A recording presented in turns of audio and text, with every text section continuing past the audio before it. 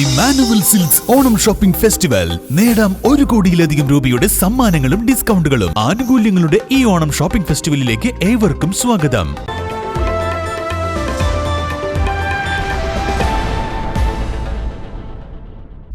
Pattambi Kulappally road നവീകരണം, പട്ടാമ്പി ടൗണിലെ കയ്യേറ്റം ഒഴിപ്പിക്കലും പ്രാഥമിക നടപടികളും വേഗത്തിൽ പൂർത്തിയാക്കണമെന്ന മുഹമ്മദ് മൂസിൻ MLA.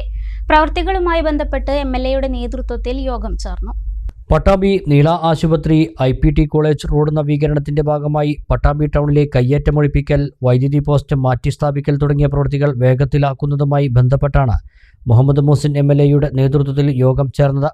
ഇത് സംബന്ധിച്ച് വകുപ്പ് മേധാവികൾക്കും ഉദ്യോഗസ്ഥർക്കും MLA നിർദ്ദേശം നൽകി.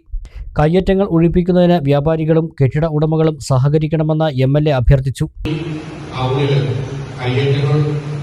ഒഴിക്കുന്നതിനുള്ള വ്യാപാരികളും കടവുടമകളും ഒക്കെ സഹകരിച്ചു കഴിഞ്ഞാൽ ഏറ്റവും മികച്ചൊരു ടൗണായിട്ട് പട്ടാമ്പി മാറും എന്നതിൽ യാതൊരു സംശയമില്ല. ഒരു പക്ഷേ പാലക്കാട് ജില്ലയിൽ തന്നെ ഏറ്റവും സൗകര്യമുള്ള ടൗണാക്കിയത് മാറ്റുക എന്നതാണ് നമ്മുടെ ഉദ്ദേശം. ഈ പദ്ധതിയിൽ അതിനു വേണ്ടിയിട്ടുള്ള ഫണ്ടും നമ്മൾ വെച്ചിട്ടുണ്ട്. അതുകൊണ്ട് തന്നെ വളരെ വേഗത്തിൽ എല്ലാവരും സഹകരിച്ചുകൊണ്ട് നമുക്ക് ആ പ്രവർത്തനങ്ങൾ നടത്തണം. ഈ മഴ പെയ്യുന്നുണ്ടെങ്കിലും നമ്മൾ തൽക്കാലം പലതും ചെയ്തു പോകുന്നുണ്ട്, അതുകൊണ്ട് കാര്യമില്ല.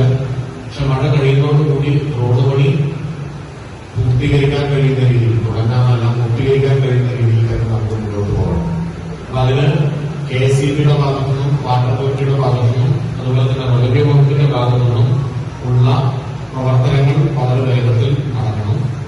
നിലവിൽ ഓങ്ങല്ലൂർ വരെ ആദ്യഘട്ട റബ്ബറൈസിംഗും ഓങ്ങല്ലൂർ മുതൽ പട്ടാമ്പി വരെയുള്ള ഒന്നാംഘട്ട പ്രവൃത്തികളും പുരോഗമിക്കുകയാണ്. ഓങ്ങല്ലൂരിൽ പഴയ റോഡ് പൊളിച്ച് ലെവലിംഗ് അടക്കമുള്ള പ്രവൃത്തികളാണ് നടക്കുന്നത്.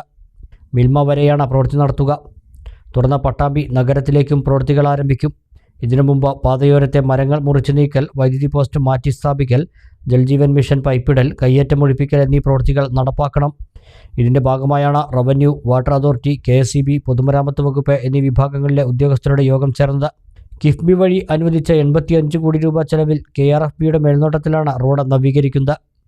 ആദ്യഘട്ട നവീകരണം പൂർത്തിയായ ചുവന്നകേറ്റ്, വാടാനാംകുറിശി ഭാഗങ്ങളിൽ അഴുക്കുചാൽ നിർമ്മാണവും പുരോഗമിക്കുന്നുണ്ട്.